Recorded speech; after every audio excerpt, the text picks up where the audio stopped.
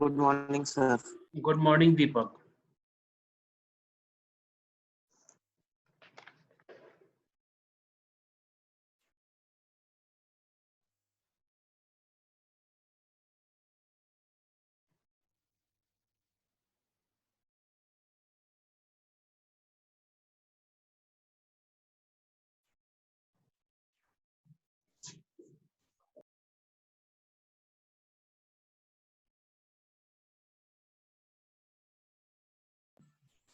Good morning, sir.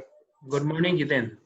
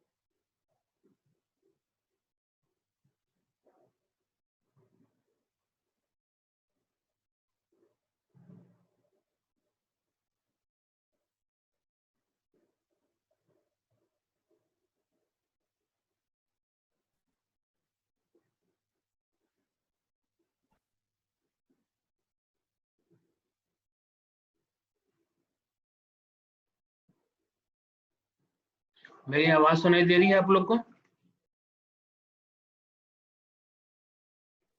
Yes, sir. सुनाई दे रही है। स्लाइड में नजर आ रहा है आप लोग को? Yes. चलो ठीक। तो इसके पहले वाली क्लास में मैं आप लोग के साथ डिस्कस किया था एरोडायनेमिक फोर्स को। एरोडायनेमिक फोर्स में जहां पर कुछ डिस्ट्रीब्यूशन था, जैसे कि फॉर्म ड्रैग का डिस्ट्रीब्यूशन था 57%, कूलिंग एंड सिस्टम का परसेंट था 10%, और प्रेशर ड्रैग जो था वो करीब 15% था।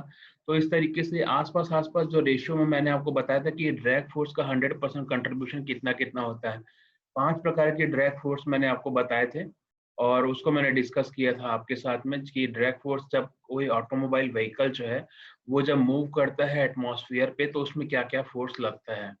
वो सिचुएशन में जब ये एयर फ्लो में रहती है गाड़ी, तब उसमें फ्रिक्शन ड्रैग लगता है, उसमें प्रेशर ड्रैग लगता है, कूलिंग इंजन में भी प्रेशर पड़ता है। तो कूलिंग इंजन का भी में उसमें भी ड्रैग फोर्स पड़ता है। आपका जो लिफ्ट ड्रैग होता है, लिफ्ट ड्रैग में साइड के पैनल जो होते हैं उसमें लिफ्ट ड्रैग लगता है। तो ये मैंने आप लोग के साथ डिस्कस किया था, चाहे लिफ्ट ड्रैग हो गया, कूलिंग ड्रैग हो गया, और कुछ एक्सटर्नल एसेसरीज भी होती है जो जिसे हम इंटरनल ड्रैग कहते हैं, इंटरफेरेंस ड्रैग कहते हैं। तो इंटरफेरेंस ड्रैग भी मैंने आपको बताया था कि इंटरफेरेंस ड्रैग क्या इफेक्ट डालता है। जो आपका जो इंटरफेरेंस ड्रैग में क्या क्या आता है, आपके जो एक्सटर्नल कंपोनेंट जो होते हैं इंजन के अंदर में जो होते हैं, वो इंजन के जो पार्ट्स होते हैं, वो जो इंजन के पार्ट्स होते हैं, और उनके साथ में जितना भी सामने फ्रंट में जितना भी आपका जो लगा रहता है इंटरफेरेंस ड्रैग में, जो आपका जो जितना भी इंजन के साथ कंपोनेंट के साथ जितने भी अटैच होते हैं, कुछ कुछ जो जितना स्पेस घेरता है, वो कैबिन वो भी कैबिन पर भी एक स्पेस होता है। तो ये भी सब एक्यूमुलेट होकर के इंटरफेरेंस ड्रैग को अफेक्ट करते हैं, इंटरफेरेंस ड्रैग को इंक्लूड करते हैं उसके इफेक्ट को। तो ये मैंने आपको बताया था इंटरफेरेंस ड्रैग को। लिफ्ट के बारे में मैंने आपको बताया था कि लिफ्ट ड्रैग जो होता है, जब साइड का पैनल जो होता है, आपका डोर लॉक जो होता है, जब उस पे जब कोई गाड़ी व्हीकल है ट्रेवल कर रही है एटमॉस्फेयर पे, जब वो टर्न करती है तो उसके टर्निंग पर भी, मोड़ने पर भी, उस सिचुएशन पर भी उस पर ड्रैग फोर्स लगता है। तो हाई स्पीड जब होता है तो उस सिचुएशन में लिफ्ट ड्रैग के कारण हम टर्न नहीं ले पाते हैं। पर जो है कि अगर लो स्पीड होता है तो उस सिचुएशन में हम लिफ्ट ड्रैग को आसानी से मैन्यूवरेट कर लेते हैं, उसको आसानी से हम चेस कर लेते हैं। तो ये मैंने बताया था। पांचवा जो मैंने बताया था आपको, कूलिंग सिस्टम जो होता है, लुब्रिकेशन सिस्टम जो होता है, कूलिंग सिस्टम जो होता है, इंजन का कूलिंग जो होता है, वो मैंने आपको बताया था। इंजन के कूलिंग के लिए आपको जो इफेक्ट पड़ता है, तो cooling system and ventilation system का भी काफी मोर इफेक्ट पड़ता है। पहले की एक महिंद्रा जीप आती थी, महिंद्रा जीप में आप देखे होंगे कि वेंटिलेशन के लिए एक डोर लगा होता था, जब आप जो क्लच लगा रहता था और स्पीड के लिए जो आपका रहता था, उस स्पीड वाली जगह के पास में एक डोर रहता था जो दोनों साइड होता था। वो डोर छोटा सा डोर होता था। वो जो छोटा सा डोर होता था वो वेंटिलेशन का काम करता था, मतलब आपके जो वो प्रोवाइड करता था। पर आज की डेट में जो एम्बेसडर आ रही है, आपकी मॉडर्न जमाने की जितने भी व्हीकल आ रहे हैं, उनमें वो खांचा नहीं दिया रहता है, मतलब वो इंटरनली प्रोवाइड किया जाता है। तो वो स्पेस देना, मतलब वो महिंद्रा के लिए काफी एक अच्छी लॉजिकल थी आप लोगों को समझने के लिए। वो बहुत अच्छा लॉजिक था जिसके कारण वेंटिलेशन सिस्टम प्रोवाइड होता था। तो वो आप देख सकते हैं उस टाइम के जमाने में। आज के मॉडर्नाइजेशन में जमाने में भी वेंटिलेशन प्रोवाइड किया जाता है, लेकिन उसको अलग अलग तरीके से किया जाता है। तो ये है कि इस प्रकार मेरे कहने का मतलब ये है कि ड्रैग फोर्स जो होता है उसमें 5 कंपोनेंट होते हैं, जिसमें फॉर्म ड्रैग होता है, फ्रिक्शन ड्रैग होता है, लिफ्ट ड्रैग होता है, चौथा जो होता है वो कूलिंग एंड वेंटिलेशन सिस्टम का ड्रैग होता है, और पांचवा जो होता है वो इंटरफेरेंस ड्रैग होता है। तो ये 5 प्रकार के ड्रैग कंपोनेंट मिल करके ड्रैग फोर्स क्रिएट करते हैं। ये हमने एरोडायनामिक पोर्शन, जो हमारा जो ऑटोमोबाइल का फर्स्ट मॉडल का एरोडायनामिक पोर्शन है, उसमें मैंने ये दिया हूँ। अगर आपको मेरे नोट्स नहीं मिले होंगे तो मैं आपको पीपीटी आपको सेंड कर दूंगा, आप उसमें देख लेना कि एरोडायनामिक फोर्स जो है उसके बारे में पढ़ लेना, उसको काफी अच्छे से डिस्कस कर लेना, और काफी अच्छे से आप लोग उसको समझ लेना कि क्या दिया हुआ ड्रैग फोर्स। तो ड्रैग फोर्स के बारे में मैंने आपको पिछली क्लास में लिया था। ये वाली जो क्लास है इसमें मैं आपको इंजन के जो कंपोनेंट है, टर्मिनोलॉजी है, आईसी इंजन जो है उसके टर्मिनोलॉजी के लिए मैंने ये आज का लेक्चर रखा है। इसमें इंजन के बारे में इनिशिएट करना चाहूंगा। इंजन को आप तो जानते ही हो कि इंजन एक ऐसा डिवाइस होता है जो कि हीट की एनर्जी को, इलेक्ट्रिसिटी को, विंड को, एटॉमिक पावर एक्सेट्रा एक्सेट्रा, जितने भी एटॉमिक पावर है उन सबको मैकेनिकल एनर्जी में कन्वर्ट कर देता है। तो वो इंजन कहलाता है। तो हीट की एनर्जी को कन्वर्ट करने वाला डिवाइस होता है इंजन में। इंजन में कई प्रकार के इंजन होते हैं जो हीट की एनर्जी को भी कन्वर्ट करता है, मैकेनिकल में इलेक्ट्रिसिटी को भी कन्वर्ट करता है, विंड को भी कन्वर्ट करता है, एटॉमिक पावर को भी कन्वर्ट करता है। तो वो मैकेनिकल एनर्जी में जो कन्वर्ट करता है वो एक सिंपली इंजन की डेफिनेशन होती है, इंजन कहलाता है। इंजन एक ऐसा होता है जो हीट की एनर्जी को या थर्मल एनर्जी को पावर में कन्वर्ट करे, तो वो थर्मल इंजन या फिर हीट इंजन कहलाता है। इंजन के अंदर में भी आपका और क्लासिफिकेशन है, तो इसमें जो है थर्मल इंजन या हीट इंजन आप किसे बोलोगे, आप थर्मोडायनेमिक्स में पढ़ते ही हो।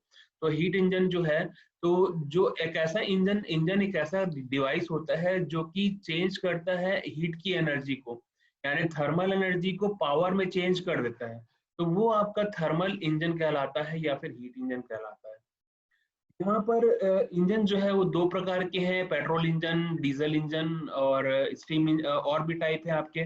गैसोलीन इंजन पेट्रोल इंजन कहलाता है, डीजल इंजन कहलाता है, टरबाइन इंजन कहलाता है, steam engine steam turbine engine, और भी इंजन है, बहुत से प्रकार के इंजन है। तो मैं आपको बताना चाहूंगा कि गैसोलीन इंजन और या फिर आप गैसोलीन इंजन को पेट्रोल इंजन भी कह सकते हो, गैसोलीन इंजन और डीजल इंजन और टरबाइन इंजन एक्सेट्रा एक्सेट्रा जो भी होते हैं, वो प्रोड्यूस करते हैं थर्मल एनर्जी को इंटरनली एक्शन के थ्रू। थर्मल एनर्जी को इंटरनली एक्शन के थ्रू कन्वर्ट करते हैं। थर्मल एनर्जी जो है वो प्रोड्यूस करते हैं थर्मल एनर्जी को इंटरनली। तो इंटरनली एक्शन के थ्रू जो होता है वो आपका गैसोलीन इंजन में होता है, पेट्रोल इंजन में, डीजल इंजन में होता है, टरबाइन इंजन में होता है, और ये इंटरनली एक्शन को प्रोवाइड करते हैं, इस कारण इन्हें हम इंटरनल कंबस्शन इंजन कहते हैं। आपको अगर कुछ पूछेगा कि कितने टाइप के इंजन है, तो इंटरनल कंबस्शन इंजन होता है और एक्सटर्नल कंबस्शन इंजन होता है। इंटरनल कंबस्शन इंजन मैंने बताया कि जो थर्मल एनर्जी को इंटरनली प्रोड्यूस करते हैं, इंटरनली एक्शन के थ्रू प्रोड्यूस करते हैं, तो जिसमें थर्मल एनर्जी इंटरनली एक्शन के थ्रू मिलती है, वो आपका इंटरनल कंबस्शन इंजन। वहीं पर अगर आपको मैं स्टीम इंजन या स्टीम टरबाइन इंजन के बारे में बोलूंगा, तो स्टीम इंजन और स्टीम टरबाइन इंजन जो होता है वो थर्मल एनर्जी को एक्सटर्नली प्रोवाइड करता है, एक्सटर्नली एक्शन के थ्रू प्रोड्यूस करता है। तो स्टीम इंजन जो हो गया आपका, स्टीम टरबाइन इंजन हो गया जो आपके पावर प्लांट में होते हैं, ये स्टीम टरबाइन इंजन जो हो गया वो आप जो यूज करते हैं इस इंडस्ट्रीज में। तो ये जो स्टीम इंजन जो होते हैं वो थर्मल एनर्जी को एक्सटर्नली प्रोवाइड करते हैं, थर्मल एनर्जी को एक्सटर्नली, इस कारण वो एक्सटर्नल कंबस्शन इंजन कहलाते हैं। तो ऐसे इंजन जिसके अंदर इंटरनली थर्मल इंजन प्रोवाइड हो रहा हो वो इंटरनल कंबस्शन इंजन, ऐसे इंजन जिसके अंदर में एक्सटर्नली थर्मल एनर्जी प्रोवाइड हो रही है वो एक्सटर्नल कंबस्शन इंजन कहलाते हैं। तो ये इंजन का एक प्रकार का शॉर्ट में आपका डिस्क्रिप्शन था। आते हैं गैसोलीन इंजन और डीजल इंजन ऑटोमोबाइल के लिए। गैसोलीन इंजन क्या स्पेसिफिक इनका जो रोल है वो क्या है। तो इंजन जो होते हैं वो यूज किए जाते हैं पावर को सप्लाई करने के लिए, पावर प्रोड्यूस करने के लिए, पावर को जनरेट करने के लिए ऑटोमोबाइल में, और ऑटोमोबाइल में जनरेट करने के लिए होते हैं इंजन जो होते हैं, उनको यूज किया जाता है इसीलिए कि वो पावर प्रोड्यूस कर सके, पावर जनरेट कर सके और पावर सप्लाई कर सके। तो इसके कारण इंजन को एक कॉम्पैक्ट होना चाहिए और लाइट वेट होना चाहिए। अगर हम ऑटोमोबाइल के लिए यूज कर रहे हैं, ऑटोमोबाइल के लिए एक तो हमारे पास एक छोटी सी कार होती है, करीब आपकी 4-5 गज की आपकी दूरी होती है, उसकी जो लेंथ होती है, और 1 गज 1.5 गज या 2 गज का आपका चौड़ाई होता है। तो इंजन का जो आपका लेंथ और विड्थ होता है उसके अकॉर्डिंग हमारे पास ज्यादा स्पेस नहीं होता है। तो इसके कारण इंजन को कॉम्पैक्ट होना चाहिए, लाइट वेट होना चाहिए, इंजन को लाइट वेट होना चाहिए, कॉम्पैक्ट होना चाहिए। और अगर वो लाइट वेट होना चाहिए, कॉम्पैक्ट होना चाहिए, और उसका कारण भी क्या है, कारण ये है कि वो एक लिमिटेड स्पेस में माउंटेड होते हैं, इस कारण इंजन को कॉम्पैक्ट होना चाहिए और लाइट वेट होना चाहिए, क्योंकि हमारे पास लिमिटेड स्पेस होता है। और जो इंजन होते हैं उनको ग्रेट स्पीड प्रोवाइड करने के लिए उनकी एबिलिटी होनी चाहिए, हाई पावर आउटपुट प्रोवाइड करने की एबिलिटी होनी चाहिए।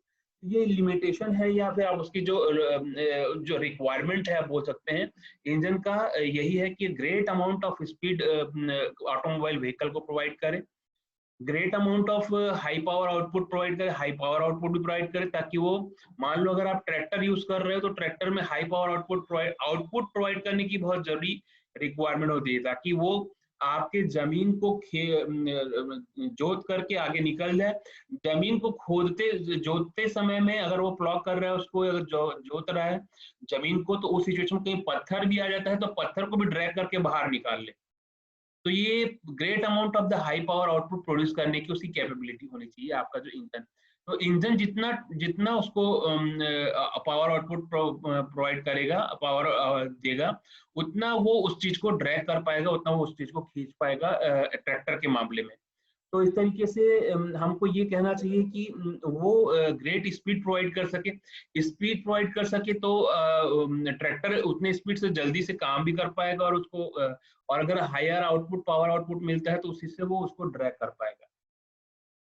अब इसमें एक बात यह है कि ये जो होते हैं इनका जो एक ऑपरेट होना चाहिए वो इजी टू ऑपरेट होना चाहिए। आपका जो इंजन है वो इजी टू ऑपरेट होना चाहिए और दूसरा कम से कम नॉइस प्रोड्यूस करने वाला इंजन होना चाहिए।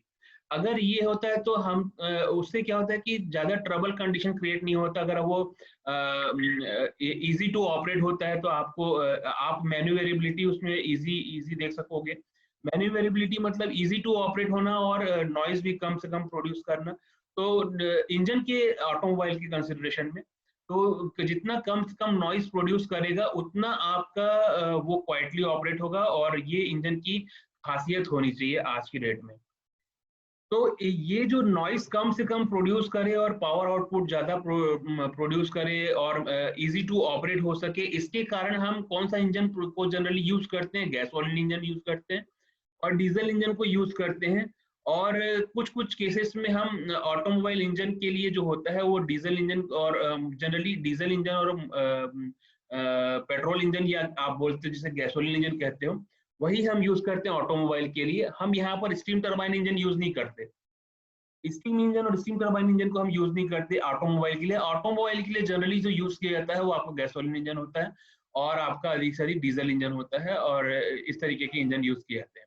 तो ये जो गैसोलीन इंजन है वो कम से कम नॉइस प्रोड्यूस करे, इनकी कैपेबिलिटी होनी चाहिए, इनकी एबिलिटी होनी चाहिए, इनकी रिक्वायरमेंट होनी चाहिए, कम से कम नॉइस प्रोड्यूस करे और इजी टू ऑपरेट हो सके। तो इसके लिए हम गैसोलीन इंजन को यूज करते हैं और डीजल इंजन को यूज करते हैं। तो ये हमारा एक टॉपिक था गैसोलीन इंजन और diesel engine for the automobile engine. IC engine की टर्मिनोलॉजी में आ जाता हूं मैं आपके पास। आईसी इंजन की टर्मिनोलॉजी में कुछ इंपॉर्टेंट आईसी इंजन के लिए टर्मिनोलॉजी दिए गए हैं, जिसमें पहला जो है वो बोर। बोर किसे कहते हैं? आप बोरिंग हो रहे हो, वो बोर नहीं है। ये बोर जो है इनसाइड डायमीटर जो होता है इंजन सिलेंडर का जो कि मिलीमीटर में एक्सप्रेस किया था। तो इंजन सिलेंडर का जो डायमीटर होता है, इनसाइड डायमीटर जो होता है उसे हम बोर कहते हैं। आगे चल करके मैं आपको इसका पिक्टोरियल में दिखाऊंगा जहां पर आपको बताऊंगा बोर किसे कहते हैं। तो मतलब आप टीवी में देखे होंगे कि पिस्टन सिलेंडर ऑपरेट हो रहा है और रोटेट हो रहा है, मैक 2T ऑयल देखे होंगे या फिर जो भी स्पीड ऑयल देखे होंगे। तो एक इंजन सिलेंडर के लिए ऑयल के रोटेट अप एंड डाउन करता है पिस्टन। तो वहां पर जो पिस्टन जो अप एंड डाउन करता है उसके जितनी स्पेस होती है, जितना जो डायमीटर होता है, इनसाइड डायमीटर होता है जिसमें पिस्टन ट्रेवल करता है, जितना उसके लिए उसमें पिस्टन उसमें रख करके रखा जाता है, पिस्टन को रखा जा सकता है। वो जो इनसाइड डायमीटर जो होता है इंजन सिलेंडर का उसे हम कहते हैं बोर। तो ये आपका बोर है और जनरली कितने एमएम का बोर है तो वो डायमेंशन के लिए जो हम यूनिट्स यूज जो करते हैं वो मिलीमीटर यूज करते हैं। कितने मिलीमीटर का बोर है भैया आपका सिलेंडर का, कितने मिलीमीटर का आपका इंजन कंपोनेंट का बोर है। तो बोर जो होता है इनसाइड डायमीटर होता है इंजन सिलेंडर का। दूसरा चीज जो है टीडीसी। टीडीसी का फुल फॉर्म नाम है top dead centre. Top dead centre जो होता है वो टीडीसी का फुल नेम है। ये जो होता है जब टीडीसी वो चीज है, टॉप डेड सेंटर का पोजीशन है जब आपका पिस्टन जो है टॉप ऑफ द सिलेंडर में पहुंच जाता है। पिस्टन जब आपका टॉप ऑफ द सिलेंडर में पहुंच जाता है उस सिचुएशन में piston just begin to come down होता है। मतलब जैसे पिस्टन जो आपका पिस्टन जो है वो अगर सिलेंडर के अंदर में जो आपका पिस्टन का जो है सबसे टॉप मोस्ट पोजीशन होता है टॉप डेड सेंटर, नेम से स्पेसिफाई हो रहा है।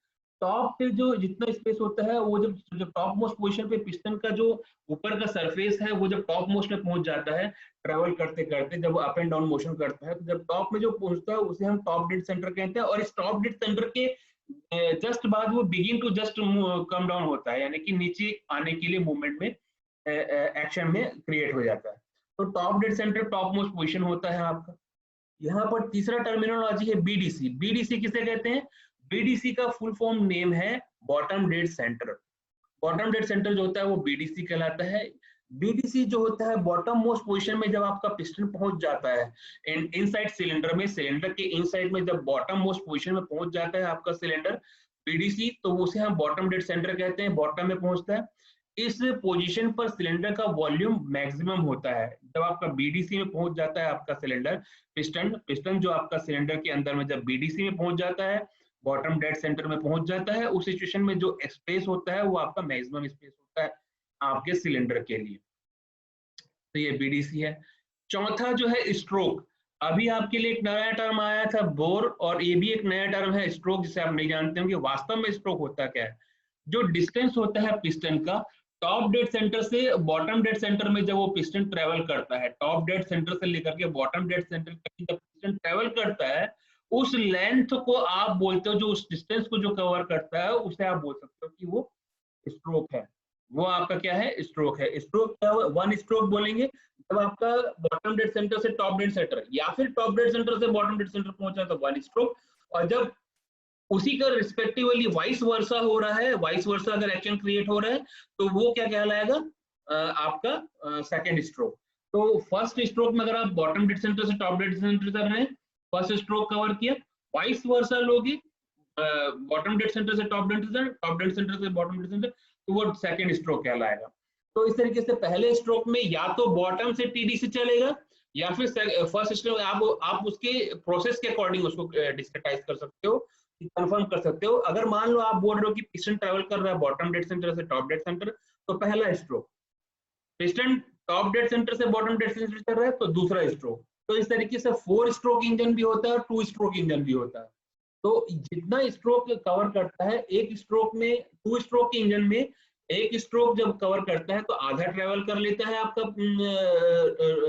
पिस्टन का क्रैंकशाफ्ट, और 2 स्ट्रोक इंजन में जब वो दूसरा राउंड चालू करता है तो 2 स्ट्रोक कवर करते हैं। उस चक्कर में 2 स्ट्रोक में 2 रिवॉल्यूशन, एक रिवॉल्यूशन में ही आपका 2 स्ट्रोक में आपका इंजन जो है वो 1 रिवॉल्यूशन करता है। वहीं 4 स्ट्रोक में दो बार रिवॉल्यूशन करता है। 4 स्ट्रोक में पहले 2 स्ट्रोक में एक रिवॉल्यूशन कंप्लीट होगा, और दूसरे 2 स्ट्रोक में आपका दूसरा रिवॉल्यूशन कंप्लीट होगा। ये स्ट्रोक है आपका। स्ट्रोक जनरली मैं आपको फिर से बता देता हूँ कि टॉप डेड सेंटर से बॉटम डेड सेंटर से जब पिस्टन ट्रेवल करता है तो उसे हम स्ट्रोक कहते हैं। ये आपका स्ट्रोक हो गया। कैपेसिटी या सीसी, इंजन कैपेसिटी जो होता है, जिसे इसका दूसरा नाम भी है स्ट्रोक वॉल्यूम, स्वेप्ट वॉल्यूम, या फिर पिस्टन डिस्प्लेसमेंट, जो है ये इंजन कैपेसिटी कहलाता है। ये एक वॉल्यूम होता है जो पिस्टन के द्वारा कवर किया जाता है जब वो बीडीसी से टॉप डेड सेंटर में ट्रेवल करे। आपका जो पिस्टन है जब वो बॉटम डेड सेंटर से टॉप डेड सेंटर की ओर ट्रेवल करता है, इंजन कैपेसिटी कहलाता है। और ये जो इंजन कैपेसिटी मतलब volume covered by the piston, जो वॉल्यूम है पिस्टन के द्वारा कवर किया गया जब वो बॉटम डेड सेंटर से टॉप डेड सेंटर की ओर पिस्टन मूव कर रहा है।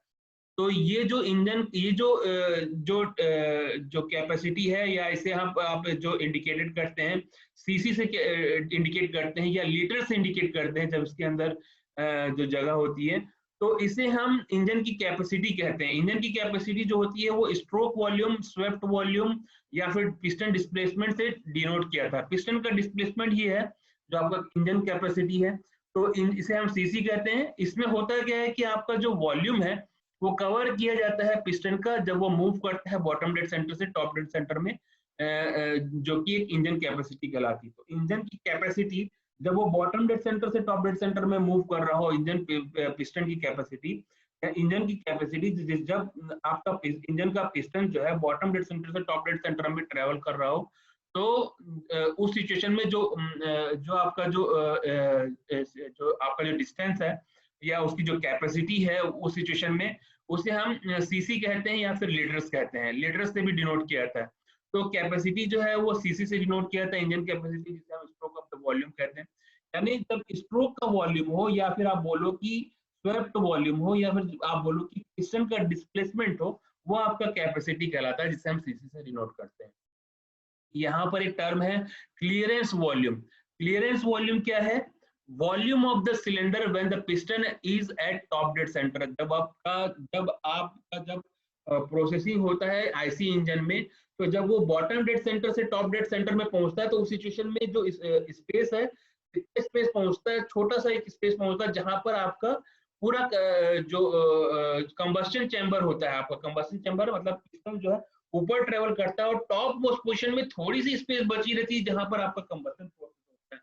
तो वो जो थोड़ी सी स्पेस होती है उसे हम क्लियरेंस वॉल्यूम कहते हैं। यहाँ पर एक और सातवां टर्मिनोलॉजी के लिए है जो कि है कंप्रेशन रेशियो। कंप्रेशन रेशियो क्या है? ये एक रेशियो होता है जो कि टोटल वॉल्यूम और क्लियरेंस वॉल्यूम के बीच का रेशियो होता है। मतलब अगर कंप्रेशन रेशियो बोलूंगा कि टोटल वॉल्यूम क्लियरेंस वॉल्यूम का रेशियो जो होता है उसे हम कंप्रेशन रेशियो कहते हैं। आप थर्मोडायनेमिक में पढ़े होंगे, इसका कंप्रेशन जो है गामा, जो भी आप जैसे डिनोट करते होंगे। तो कंप्रेशन रेशियो जो होता है उसे हम क्या कहते हैं? Ratio between the total volume और क्लियरेंस वॉल्यूम। मतलब जब बॉटम डेड सेंटर में पहुंचता है तो उस सिचुएशन में टोटल वॉल्यूम होता है, और जब टॉप डेड सेंटर में पहुंचता है तो टॉप मोस्ट जो आपका इंजन का जो टॉप मोस्ट पोजीशन में जो होता है सिलेंडर हेड में जो टॉप मोस्ट पोजीशन होता है उसका जो रेशियो होता है वो टोटली कंप्रेशन रेशियो कहलाता है। और हायर कंप्रेशन रेशियो अगर होता है तो हम कहते हैं कि higher combustion gas pressure provide कर रहा है, रिजल्ट कर रहा है, यानी कि हायर आउटपुट प्रोवाइड कर रहे हैं। यानी कि higher compression ratio, higher combustion gas pressure और higher combustion gas pressure resulting in the higher output मिलता है। तो इसको जो हम अगर कैलकुलेट करते हैं कंप्रेशन रेशियो को total volume by clearance volume से रेशियो से बताते हैं।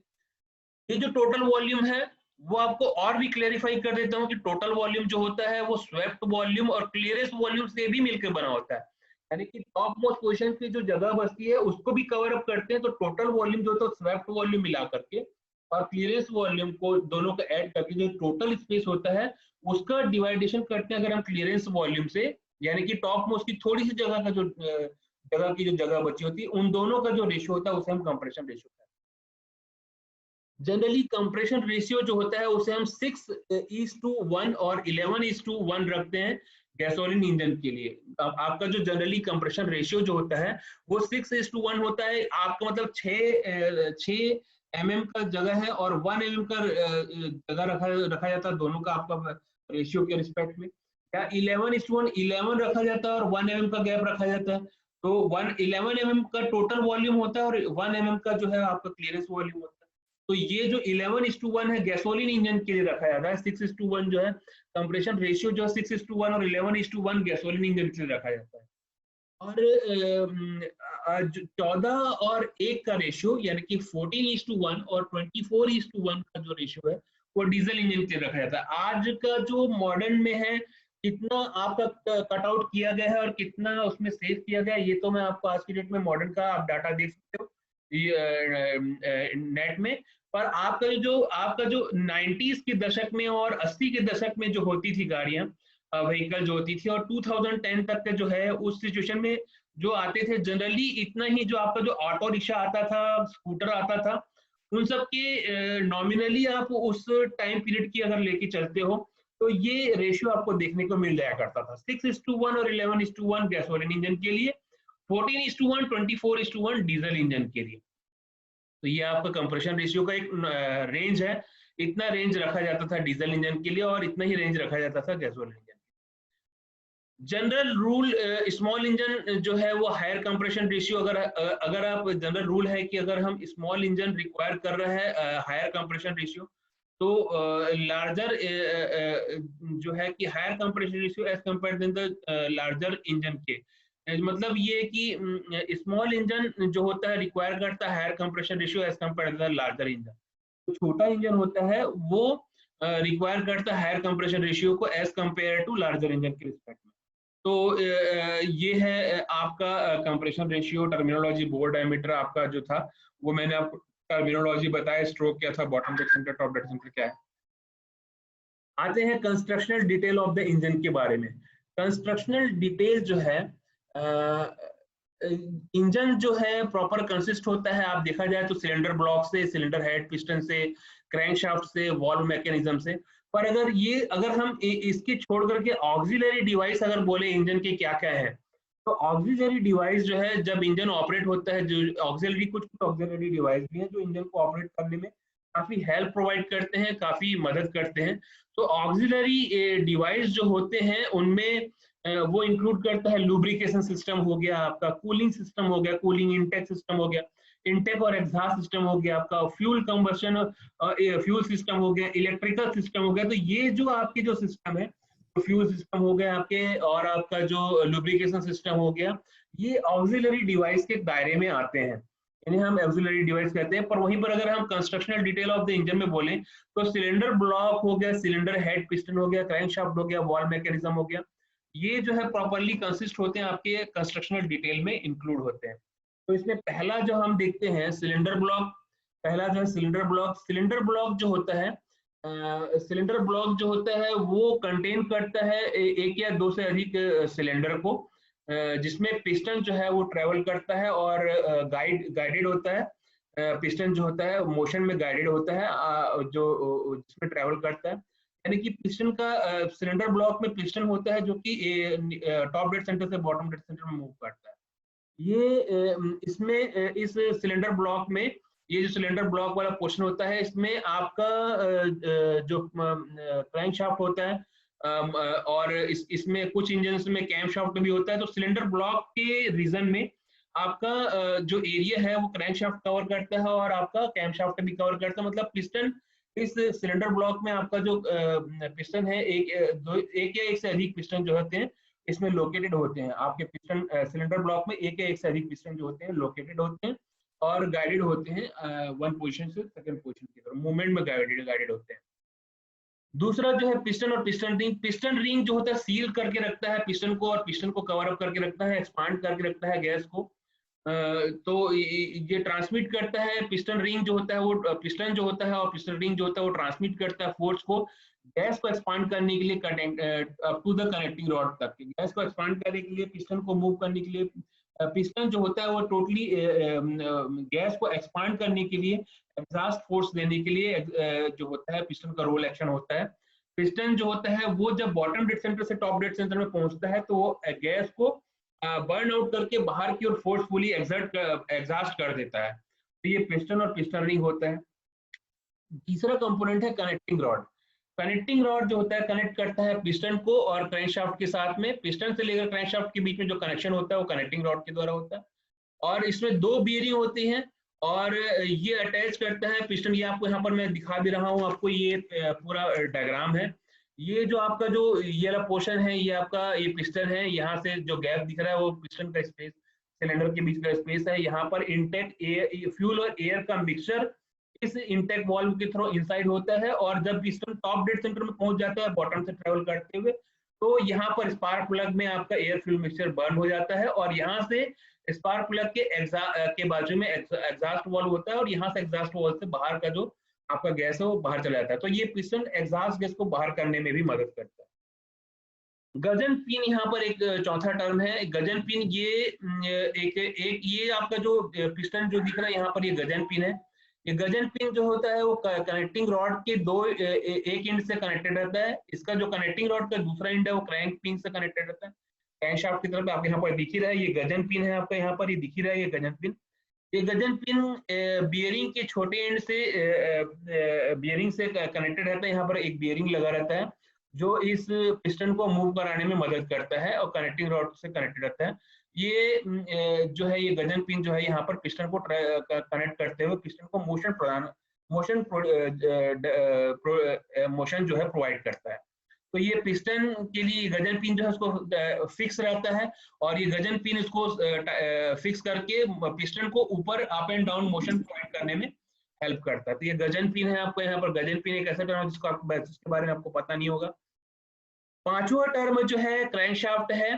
क्रैंकशाफ्ट क्रैंक केस के बियरिंग में माउंटेड होता है। ये क्रैंकशाफ्ट जो है ये देख ही रहे हैं आप, क्रैंक पिन के क्रैंक शाफ्ट के क्रैंक पिन के साथ में ये क्रैंकशाफ्ट जो है ये यहाँ पर क्रैंक पिन के साथ में यहाँ पर अटैच्ड है। यहाँ पर ये जो आपका जो पूरा क्रैंक है 1 रिवॉल्यूशन जो कर रहा है, ये इसके साथ यहाँ पर क्रैंकशाफ्ट होता है, कनेक्टेड होता है। और ये जो क्रैंकशाफ्ट में जो पिन लगा रहता है ये आपका जो क्रैंकशाफ्ट के साथ में जो है ये इसको रोटेटरी मोशन प्रोवाइड करता है।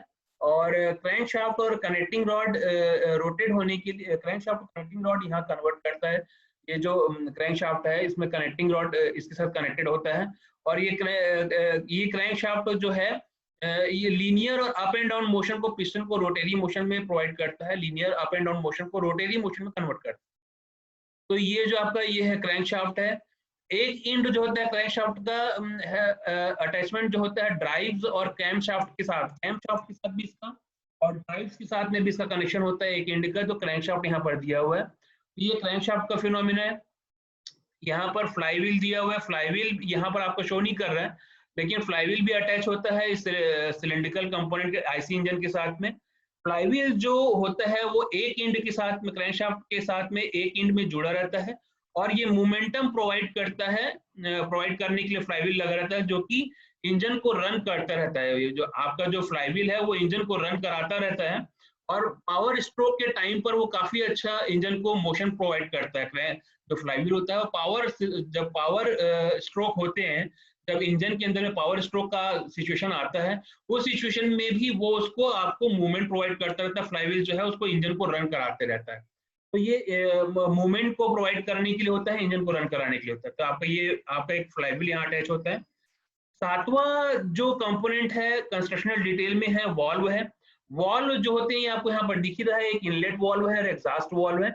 इनलेट वॉल्व में एयर फ्यूल मिक्सचर इंसर्ट होता है और एग्जॉस्ट वॉल्व से आपका जो है एयर फ्यूल मिक्सचर जो है वो बंद होकर के बाहर हो जाता है। तो इनलेट वॉल्व दो प्रकार के वॉल्व होते हैं, एक होता है इनलेट वॉल्व और दूसरा होता है एग्जॉस्ट वॉल्व। आठवां कंपोनेंट और लास्ट कंपोनेंट बताना चाहूंगा जो कि constructional detail of the engine में इंक्लूड होता है। आठवां जो कंपोनेंट है कैमशाफ्ट है।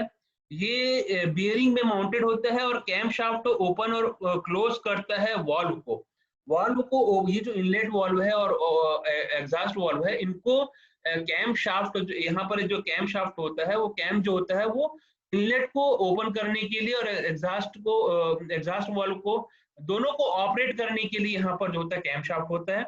और ये जो कैम शाफ्ट है वो इस मोशन को सीक्वेंस में प्रोवाइड करता है। 4 स्ट्रोक में कैम शाफ्ट हाई स्पीड पे कैम शाफ्ट रोटेट होते हैं। 4 स्ट्रोक में जो होता है आपका जो क्रैंक शाफ्ट है वो हाई स्पीड पर काम करते हुए कैम शाफ्ट को रोटेट करते हुए काम करता है। तो ये जो आपका जो कैम शाफ्ट है, 4 स्ट्रोक में जो आपका जो क्रैंक शाफ्ट होता है हाई स्पीड पर कैम शाफ्ट रोटेट होते हैं। तो मतलब ये जो आपका जो कैम शाफ्ट है इनलेट और एग्जॉस्ट वाल्व को ऑपरेट करने में मदद करता है। इनलेट वाल्व और एग्जॉस्ट वाल्व दोनों ही एक सीक्वेंस में ओपन और क्लोज होने के लिए आपका कैम शाफ्ट यहाँ पर अप्लाई होता है। तो ये कैम शाफ्ट के लिए मैं आपको ये बताना चाहिए, यही डिटेल मैंने आपको बताया। Gudgeon pin, cam shaft, flywheel, valve जो होते हैं, दो टाइप के वाल्व होते हैं, कैम शाफ्ट होते हैं, ये डिटेलिंग दिया था। ये आपको मैं यहाँ पर इस पिक्टोरियल व्यू के थ्रू आपको बता रहा हूँ कि यहाँ पर ऊपर में यहाँ पर एक कैम शाफ्ट लगा हुआ है। ये कैम शाफ्ट जब रोटेट होते हुए ट्रेवल करता है तो यहाँ पर एक वाल्व, इनटेक वाल्व, ये वाला जो पहला कैम शाफ्ट रोटेट होते हुए ट्रेवल करेगा, तो ये इनलेट वाल्व को ओपन और क्लोज करेगा। फिर जब दूसरे रोटेशन, इसी रोटेशन के साथ में जब दूसरा कैम शाफ्ट अटैच होता है तो वो एग्जॉस्ट वाल्व को ओपन और क्लोज करता है। तो इस प्रकार से ये कैम शाफ्ट का रोल है। इस पूरे डायग्राम में आपको कैम शाफ्ट का रोल आपको पता चल रहा है। तो इस डायग्राम को मैं और भी एक्सप्लेन करूंगा। मैं आपका अटेंडेंस ले लेता हूं पहले।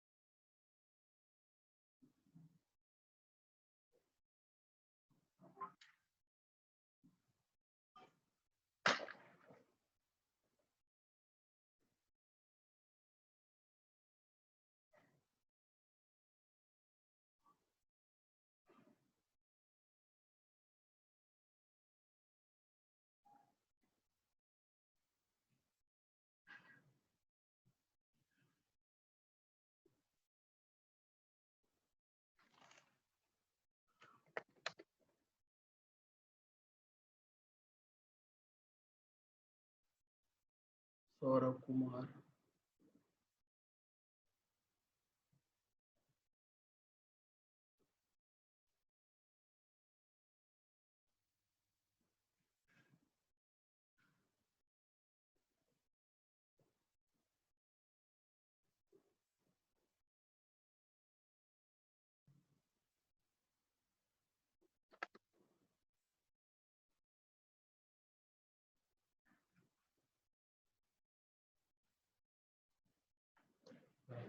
तो ऑलमोस्ट जो है क्लास कंप्लीट हो चुकी है। मैंने आपको आज बताया कि इंजन कंपोनेंट क्या है, इंजन क्या कितने टाइप के होते हैं, थर्मल इंजन क्या है, इंजन का फंक्शन क्या था वो मैंने आपको बताया, एक्सटर्नल इंजन, गैसोलीन इंजन और डीजल इंजन क्या होते हैं मैंने उसके बारे में बताया कि क्या उनका रोल प्ले होता है। गैसोलीन इंजन और डीजल इंजन जो है कितने टाइप के जो है आपका internal combustion engine, external combustion engine. आपको मैंने बोर डायमीटर बताया, स्ट्रोक बताया, top dead centre bottom dead centre के बारे में बताया, और मैंने आपको कंप्रेशन रेशियो के साथ में आपका क्लीयरेंस